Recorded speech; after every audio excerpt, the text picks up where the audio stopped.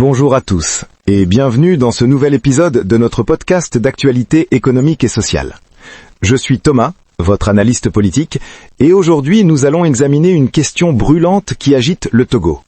Transfert monétaire au Togo. Aide réelle ou solution de façade?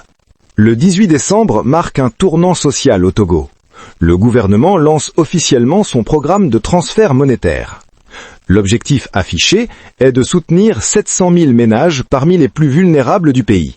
Une initiative qui, sur le papier, semble salutaire, mais qui soulève de profondes interrogations au sein de l'opinion publique togolaise.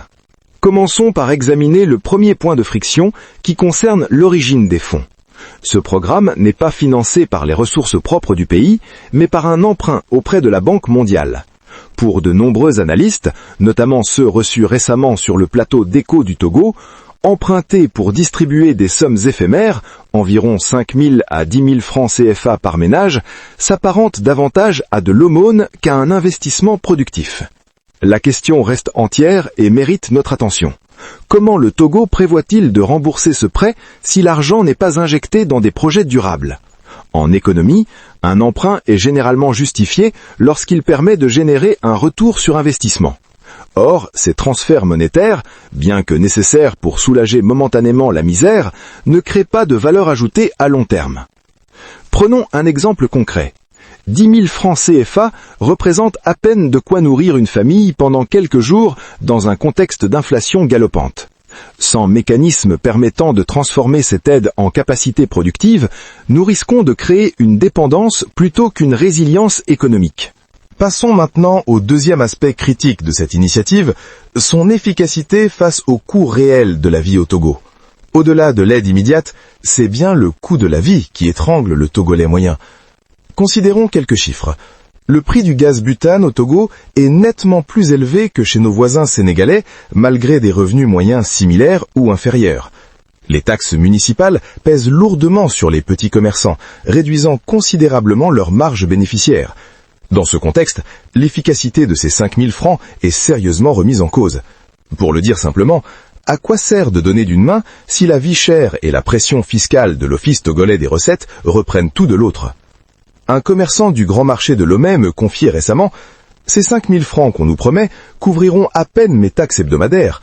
Ce dont nous avons besoin, c'est une réduction des prélèvements et un meilleur environnement pour travailler. » Troisième point, et non des moindres, la communication gouvernementale autour de ce programme. Sur les réseaux sociaux, l'image du président est omniprésente dans la promotion de cette initiative, comme s'il s'agissait d'un don personnel. Cette personnalisation excessive de l'action publique pose question. Rappelons un principe fondamental de gouvernance démocratique, il s'agit d'argent public ou de dette contractée au nom de la nation, pas de la cassette personnelle du chef de l'État. Le rôle du dirigeant n'est pas d'être un bienfaiteur distribuant ses largesses, mais un serviteur de l'État qui exécute un mandat social pour lequel il a été élu.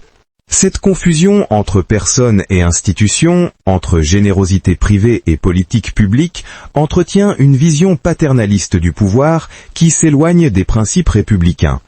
Les citoyens ne reçoivent pas une faveur, mais un service auquel ils ont droit en tant que contribuables ou, dans ce cas, en tant que créanciers indirects via la dette nationale. Alors, que penser finalement de ce programme de transfert monétaire ? Est-il le signe d'un échec des politiques économiques précédentes ou une bouffée d'oxygène indispensable dans un contexte social tendu ? Si l'aide d'urgence est certainement nécessaire pour les plus démunis, le peuple togonais, à travers ses représentants de la société civile, semble appelé à des réformes plus profondes. Subvention des produits de base pour lutter contre la vie chère, soutien réel à l'agriculteur pour garantir la sécurité alimentaire et transparence dans la gestion des comptes publics pour s'assurer que les ressources du pays bénéficient au plus grand nombre. Un économiste togolais reconnu suggérait récemment une alternative intéressante. Utiliser ces mêmes fonds pour créer des coopératives agricoles ou des micro-entreprises communautaires, générant ainsi des revenus durables plutôt qu'une aide ponctuelle. Une approche qui mériterait d'être explorée par les décideurs.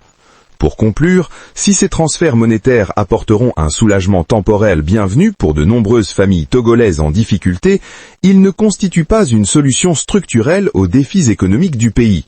Le développement durable passe par des investissements productifs, une politique fiscale équilibrée et une gouvernance transparente. Qu'en pensez-vous? Ces transferts monétaires sont-ils la bonne solution pour le Togo?